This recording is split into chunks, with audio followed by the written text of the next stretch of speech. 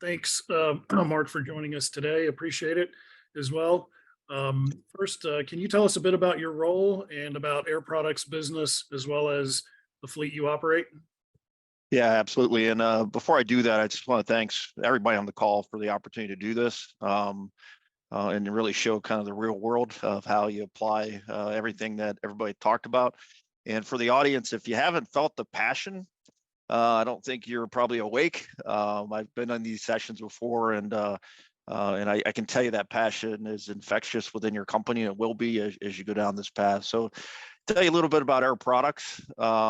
If you don't know, I mean, we're a global industrial gas business. We manufacture, transport nitrogen, oxygen, argon, hydrogen, CO2, liquid helium as well in the cryogenic form to both, all customers, all business units, and actually on-site generation as well.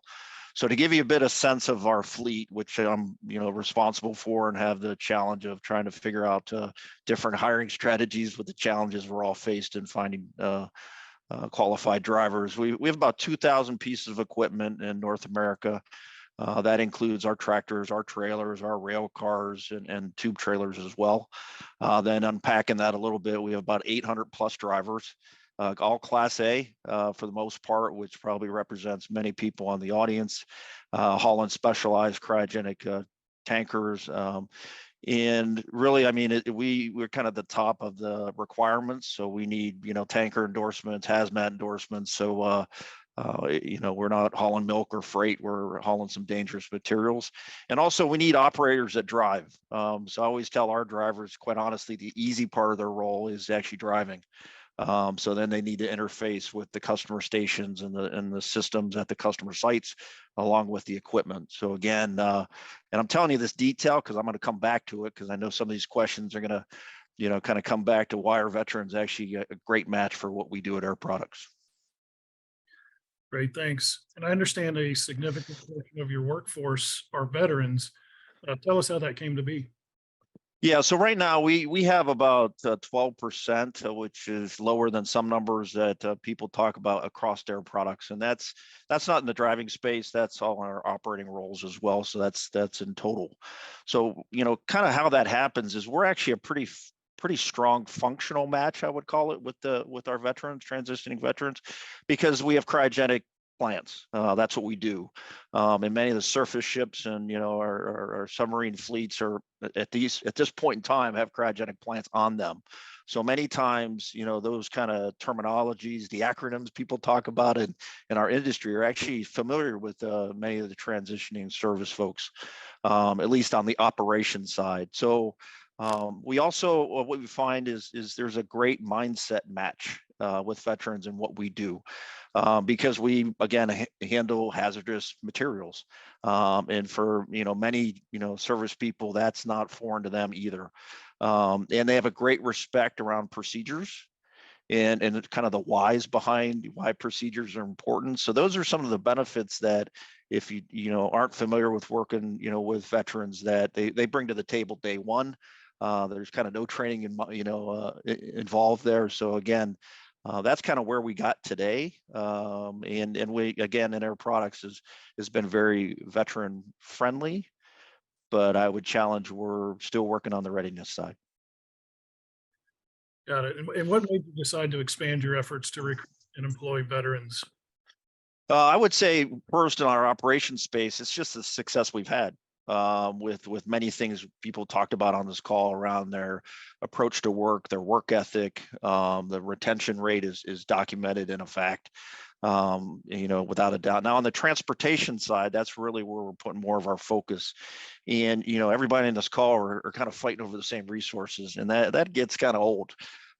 So we look at the veteran as a new talent pool that we haven't tapped into as much as we could, and quite honestly should at Air Products. So that's really the change or the transformation we're looking to do. Okay. And can you tell us a little bit about how you got started with TransForce and the Troops into Transportation program?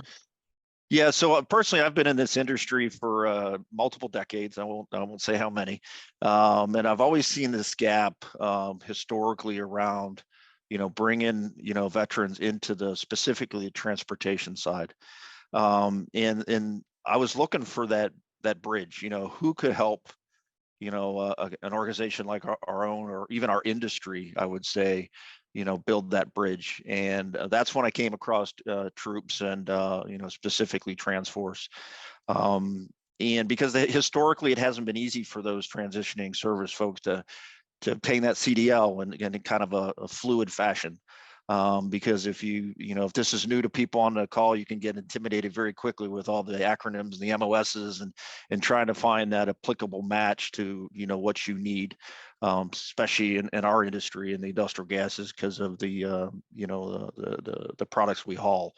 So really, I mean, Troops and TransForce were, provided that bridge. They really, listened from a standpoint of trying to make that match for what we need, because I mean, we're pretty strict on the drivers that we put on the road. So they really, helped us fill that gap. And I would say they also gave and provided resources. They gave us confidence that, we kind of already had a finishing school in place to help those transitioning service folks just kind of finish off their skills and to the point where beyond, what they may learn in the CDL school. So they provide us as kind of I would say, accelerants, that really help us be the templates of those, advice, even reviewed our program with us, and really, again, helped accelerate and build confidence that we could make this happen. Good. And what has your experience been like to date? Yeah, I would say so far so good.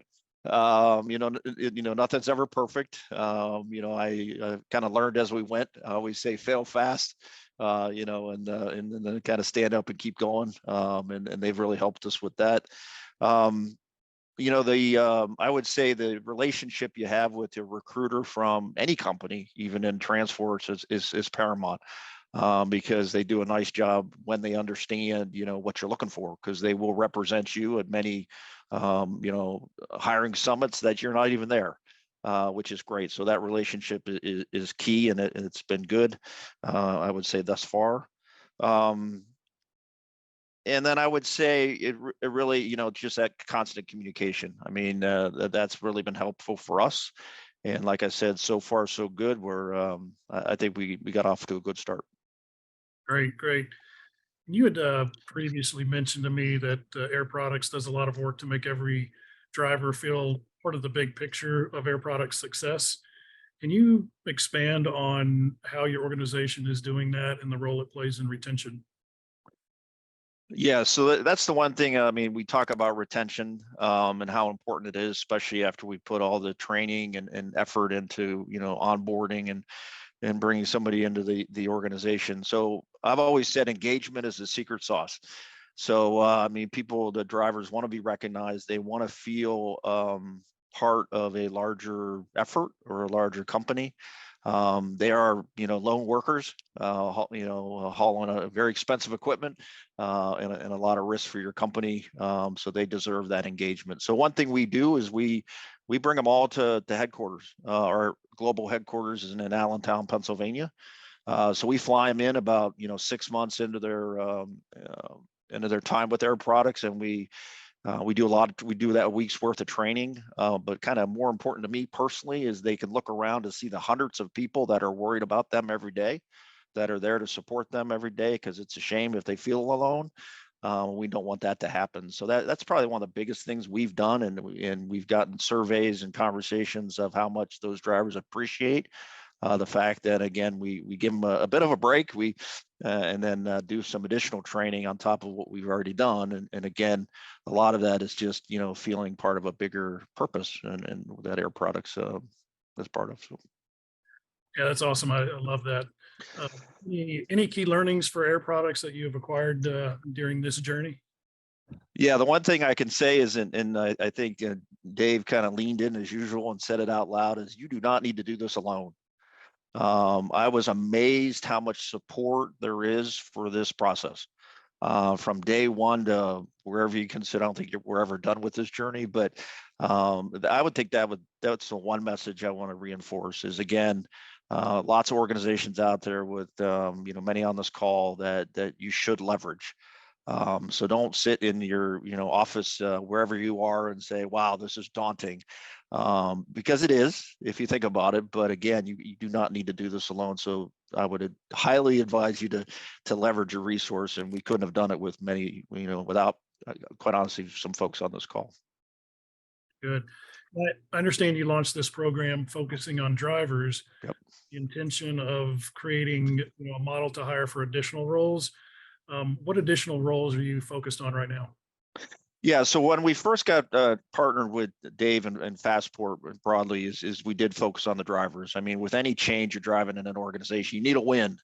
So we thought, the drivers, and as we got into this, we're like, hey, this is again, it could be applicable to other roles, like you mentioned.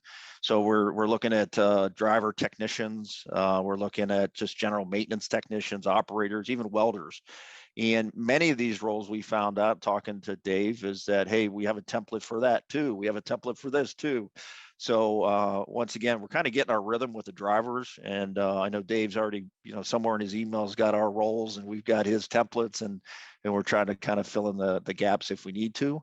And Dave's absolutely right. I think it took us longer to get organized than it took, Fastport to turn it around and say, you're registered.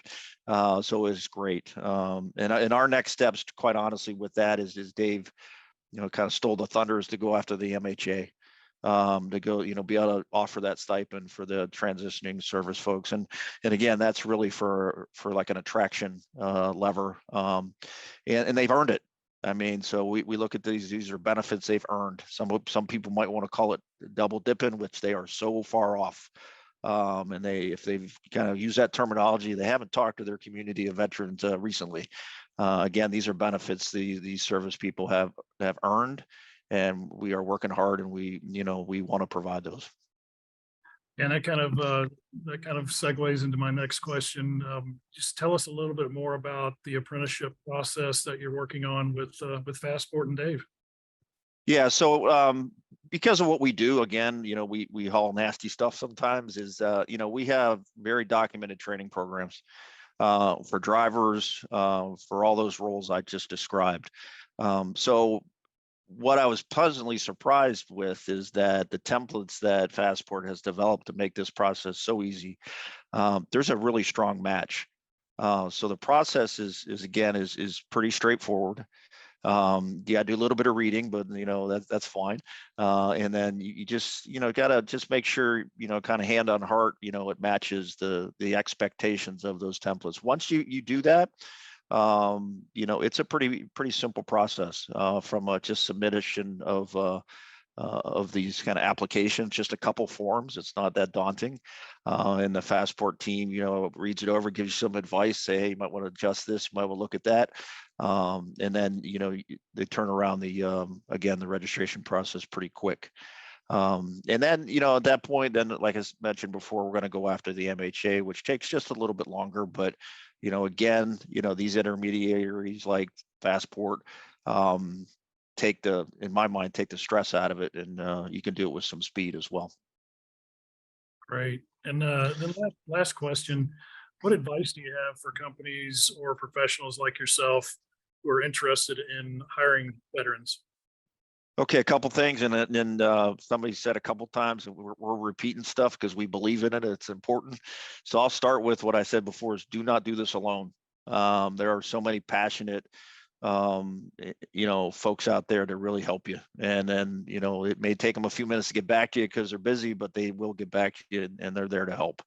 The other thing I would say is to repeat. Somebody mentioned is don't underestimate the network that you're going to quickly create within your veteran community.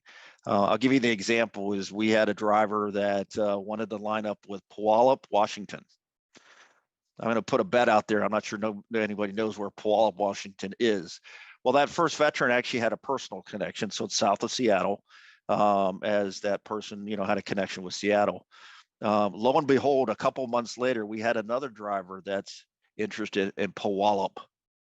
You can't convince me that two people came from Puyallup, Washington into our organization. And kind of lo and behold, it was because one talked to another. And we did not do that intentionally, but again, don't underestimate the power and the speed of that network. and again, that's kind of free, as long as you're, treating that veteran well, and I know everybody will. The other thing I would say is don't underestimate kind of what you get when you hire a veteran. And we've talked about that around the strong worth ethic, around that attention to detail, the power of the procedure. That is almost free training to a certain degree to your organization. So don't again underestimate that value. Leverage your existing veteran community. We were lucky enough to already be underway of creating an ERG around our veterans, because that's a resource, and there's no way any of them are going to say no when I ask to help, when I need some help. So again, that really helps an organization really put evidence that they're transitioning towards being veteran ready and not just veteran friendly, which is paramount to the retention of this community. Great. Well, thank you so much, Mark, for sharing the Air Product story with us today.